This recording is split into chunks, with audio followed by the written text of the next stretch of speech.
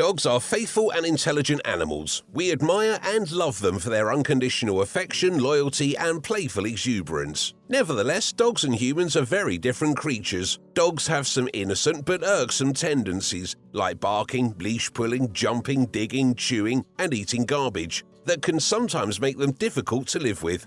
To make the most of your relationship with your dog, you can teach your dog some important skills that will help them live harmoniously in a human household. Training your pooch will improve your life and theirs, enhance the bond between you, and ensure their safety. And it can be a lot of fun. In this video, we'll talk about 8 easy and important things to teach your dog and explain the training process in an easy way that any dog can understand. Leash pulling. Perhaps you're on a walk around the block and your pooch keeps pulling on the leash, nearly choking themselves. Dogs pull on the leash because it works. It gets them where they want to go. And oftentimes, the more they pull, the faster they get where they're going. If your dog starts pulling on the leash, turn yourself into a tree. Stand very still and refuse to move until your pooch comes back to you. Do not drag your dog along with you and do not yank or jerk the leash. No matter how hard your pet pulls, stand still and don't move in the direction that your dog wants to go. The reason is that if your dog pulls and you follow them, the dog is learning that pulling is an effective way to get to where they want to go. But remember, your furry friend is young and very active. Canines want nothing more than to be running around and exploring their surroundings. It takes a lot of self-control for a dog to hold themselves in on a walk if they haven't gotten enough exercise. So, give your dog plenty of exercise before you go out to set them up for success. Eating off the ground. Imagine you're on a walk and your dog smells a spoiled sandwich on the sidewalk or garbage in the park, or perhaps you've spilled some medication on the floor. The last thing you want is for your dog to go running towards the perceived treat and scarfing it down. But how do you teach your dog to leave things be? The leave it command is exactly what you need. It can even stop a dog from chewing power cords or your favorite pair of shoes, and teaching it to your dog is easier than you think.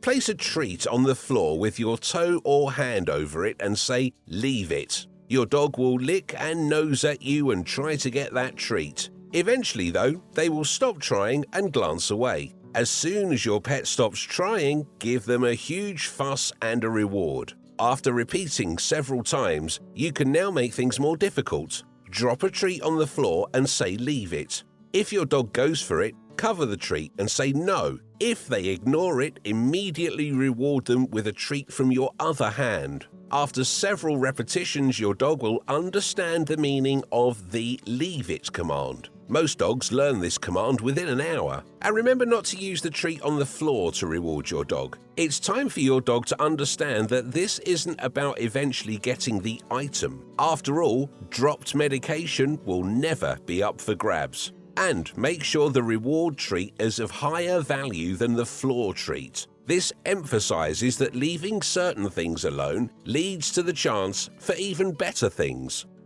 Ignoring your commands.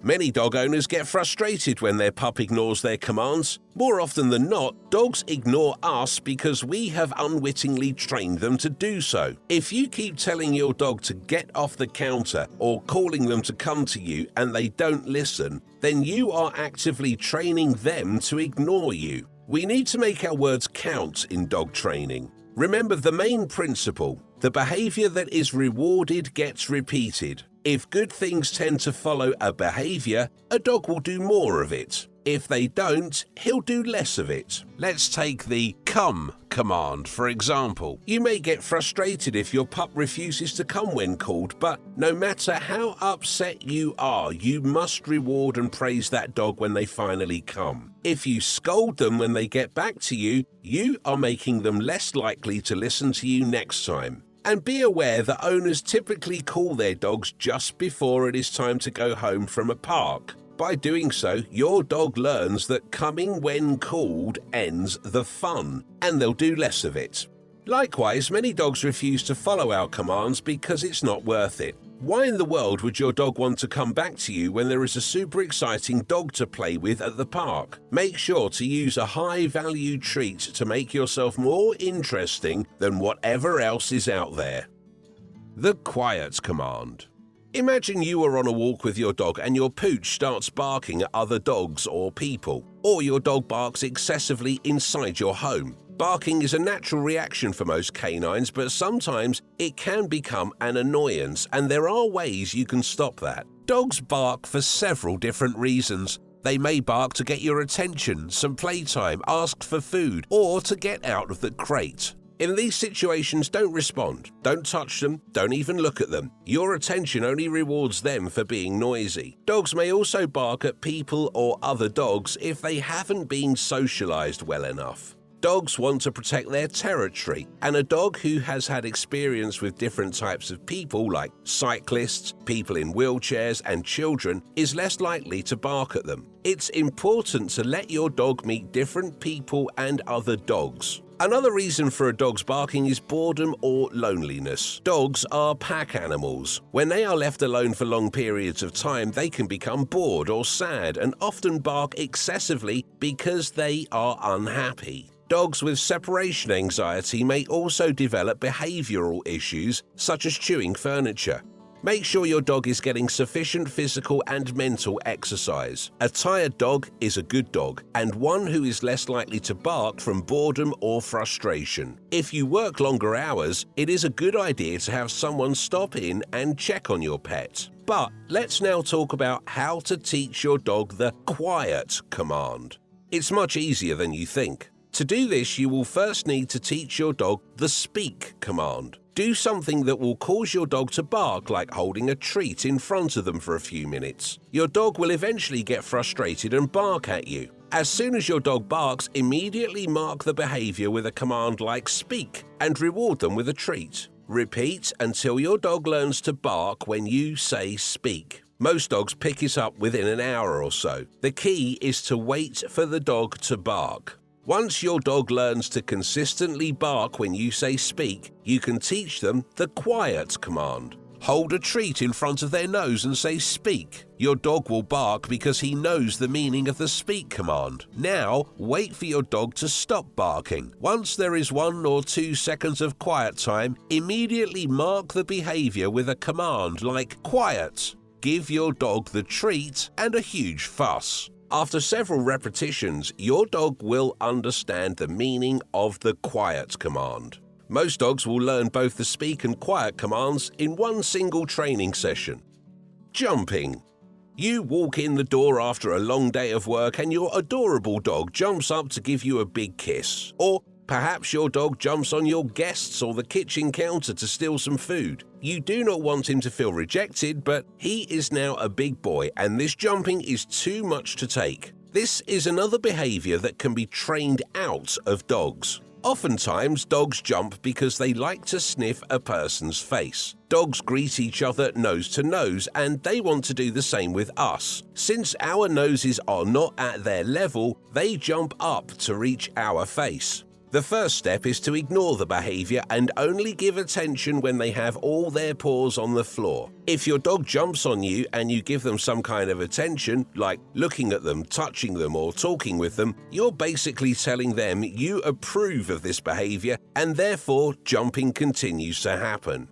If your dog jumps on you when you come home, immediately walk away and close the door. Wait about 1 minute and then walk back in to greet your dog. If he still jumps at you, walk away again and close the door. Remember, time and patience are of the essence in dog training. If your dog jumps on you while you're preparing a meal or their food, don't push them away. They will probably think that jumping wins them some attention. Instead, walk away from the food and ignore them for a minute. Make sure the food isn't accessible to your jumping dog. Repeat until they calm down. If your dog jumps on your guests, you can work on a sit command. You can also ask your guests to assist with the training. Ask your friends to ignore your pets when they jump. Begging at the dinner table. Oftentimes, when you sit down at the dinner table, you end up with a furry beggar with adorable puppy eyes by your side. You'll probably be tempted to give them some table scraps, but not only does this reinforce this unwanted behavior, but it can also lead to health problems and canine obesity. After all, some foods that are safe for humans can be harmful for dogs. In these situations, the worst thing you can do is to give in to those sad puppy dog eyes. By feeding your dog table scraps, you are essentially telling your pooch that if they beg for food, they will get it. When dogs are well behaved and don't beg for food, that's the time to give them treats. And remember not to give your dog a treat from the table, as that will encourage begging. Your furry friend will eventually realize that their puppy eyes don't pay off and they will stop begging you. You can also use some basic commands like sit or leave it to discourage impulse-based behaviors. For example, if your dog jumps up on your lap to beg for food while you eat, simply tell them to sit. Treats. We'd like to talk more about dog treats because not any food is a good choice for training sessions. Remember that treats should be small and easy to eat. You don't want to lose time waiting for your dog to eat the treat or distract them with a big meal. Make sure that your treats are good for dogs' health and manage the calorie intake. You should avoid sweets and chocolates because they can harm your pet. And it's best to train your dog before their meals. A dog with a full tummy may not be interested in your rewards, and sudden movements can disturb their stomach. And remember, for us, a dog is just a pet. But for our dogs, their entire life depends on us. They need us and love us till the last day of their life. So do your best not to hurt their feelings and be patient with your puppy. Even the smartest dog on the planet needs some time to learn a new trick. It's important to remember that many unwanted behaviors, such as destructive behavior, leash aggression, or going potty inside, get better with age.